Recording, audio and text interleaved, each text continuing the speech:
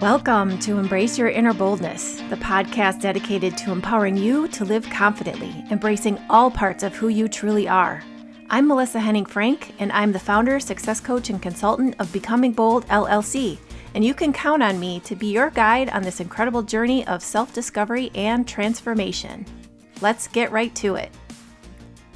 So you just stepped into a leadership role. Maybe this is your first time leading, or maybe you're a seasoned pro stepping into a brand new team. Either way, here's what you need to know according to Teddy Roosevelt. No one cares how much you know until they know how much you care. According to Gallup, only 1 in 10 people naturally possess the traits of a great manager. Another 2 in 10 can become great managers if they receive the right coaching and development. That means roughly 70% of people in management roles right now aren't operating at full leadership effectiveness, not because they don't care, but because they lack the support, tools, or mindset to lead well. Let's talk about some common reasons leaders struggle to be effective. They rely too heavily on technical skills instead of building people skills. They avoid conflict because they want to be liked or don't know how to handle tough conversations. They assume that trust comes with the title rather than earning it through actions. They fail to individualize their leadership. They treat everyone the same instead of honoring unique qualities and styles. And they focus on control instead of influence. Today, we're unpacking 10 things every new leader or leader new to a team needs to do, know, or think about to build trust, drive performance, and create a team that actually likes working together.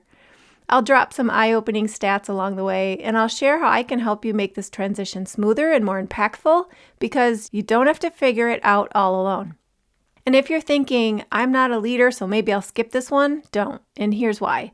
Leadership isn't just about a title. It's about influence. And every single one of us has that.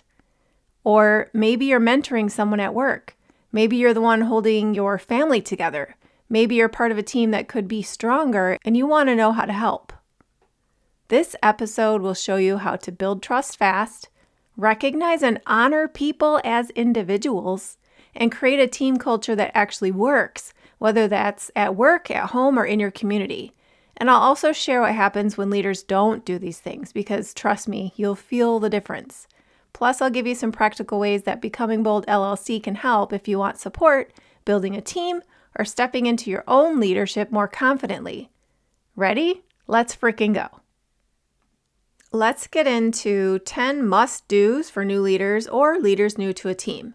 The first one is get curious, not controlling. So don't rush to fix things. First, ask why things are done in a certain way. Get to the heart of what's working and what isn't. 69% of employees say they'd work harder if they felt their efforts were recognized, and this is from Gallup. Listening to them helps you see what people contribute. And here's how you do it. In your first 30 days, hold listening sessions or one-on-ones where your only goal is to learn. Ask questions like, tell me about a project you're proud of, or what do you wish I knew about how this team works? You can also shadow a few meetings without running them. Take notes on how the team interacts. When you don't make an effort to do this, the team feels micromanaged, steamrolled, and resentful. And they think, why is this person changing everything without even trying to understand us? Number 2, meet the human, not just the role. Learn what makes each person tick.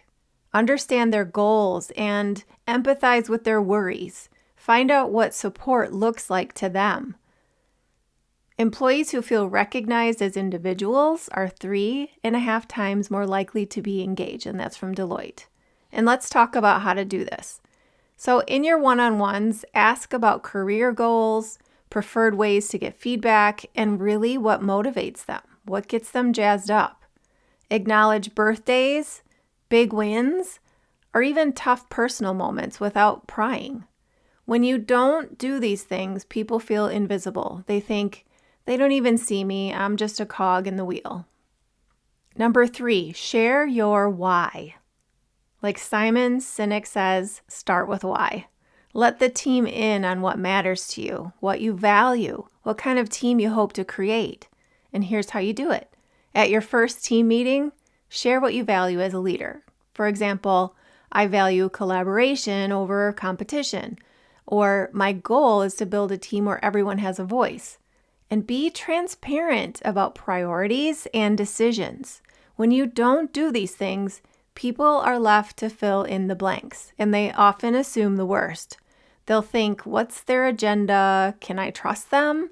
I can help you with this part. I coach leaders on how to communicate authentically and powerfully, even when they're still finding their footing. Number 4, observe team dynamics before you act. Watch who speaks up, who holds influence, and where tension bubbles. How do you do this? You're going to watch for who dominates, who withdraws, and who others look to for guidance. Ask for feedback from team members you trust. You can say something like, what are the unsaid rules of this team? When you don't observe team dynamics before you act, you miss hidden tensions or power structures, and the team feels like our problems really aren't being seen. My team effectiveness workshops create space to surface and address these dynamics openly, and there's no guessing games required. Number 5, clarify expectations early. Don't assume that everyone knows what good looks like. Spell it out. Get really clear. Clarity is kindness. And here's how you can do that. Define what success looks like for your team and for each role, and be clear about preferred communication. You could say something like, if something's urgent, text me. If it can wait, email. When you don't, then people get anxious and they're trying to figure things out. They second guess everything. They wonder, am I doing this right? And why is feedback so vague? Number 6, encourage healthy conflict, not fake harmony. A strong team doesn't always agree, and it knows how to disagree with respect. And here's how you can do that. Normalize disagreement by saying things like, it's okay to challenge an idea here. That's how we get better. And make sure that you are modeling respectful debate yourself. When you don't make the time to encourage healthy conflict, either everyone clams up and that's where you get the fake harmony, or conflict turns toxic and personal, and people think it's not safe to speak up. Number 7, celebrate quick wins. Shine a light quickly on what's working, even if it's small, because this is going to help you build momentum. Here's how you do it. Call out successes in meetings or emails. Shout out to Sam for handling that client challenge so smoothly. Can be just as simple as that. Also, recognize teamwork, not just individual achievement. When you don't do this, the team feels unappreciated and unmotivated. They'll think things like, why bother going the extra mile? No one notices. Number 8, make psychological safety your mission. High psychological safety equals 76% more engagement plus 50% more productivity. How do you make psychological safety your mission? When someone shares a concern or makes a mistake, make sure you thank them for their honesty. And you can say things like, what can we learn from this? Instead of, who's to blame? When you don't do this, people hide their mistakes, they shrink back from their ideas, and they don't respond well to feedback. They'll think, I better play it safe or I'll get burned. Number 9, adapt your style to theirs. Flex your communication so that your message lands.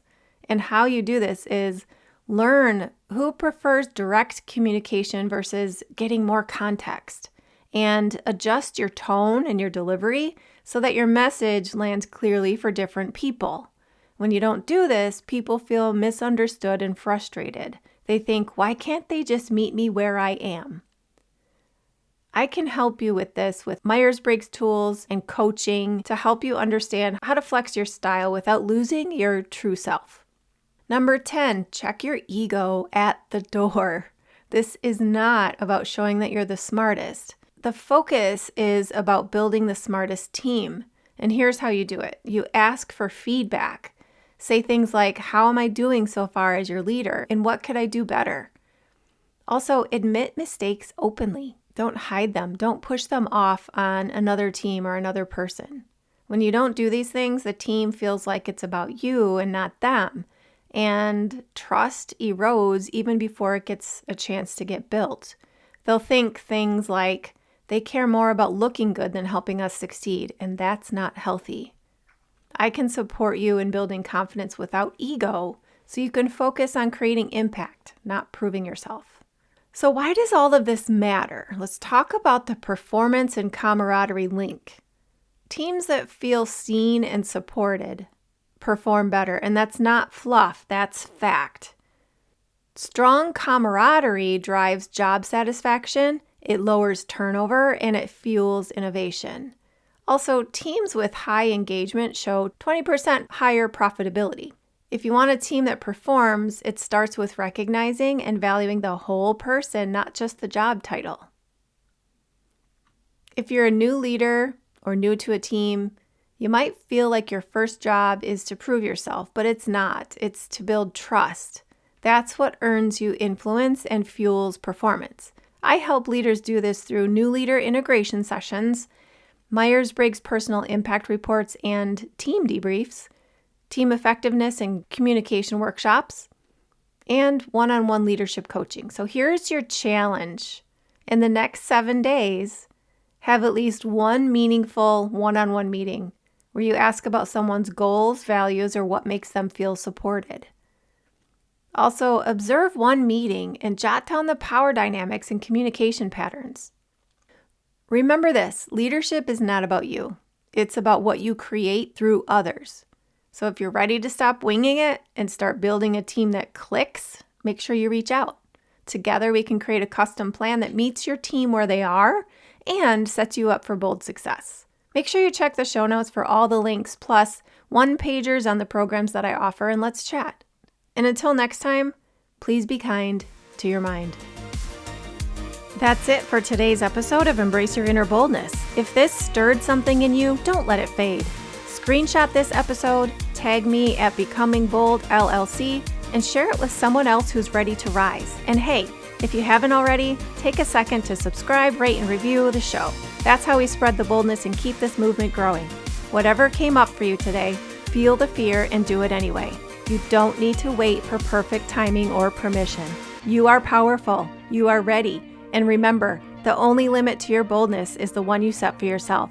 Until next time, stay bold, stay curious, and keep becoming you.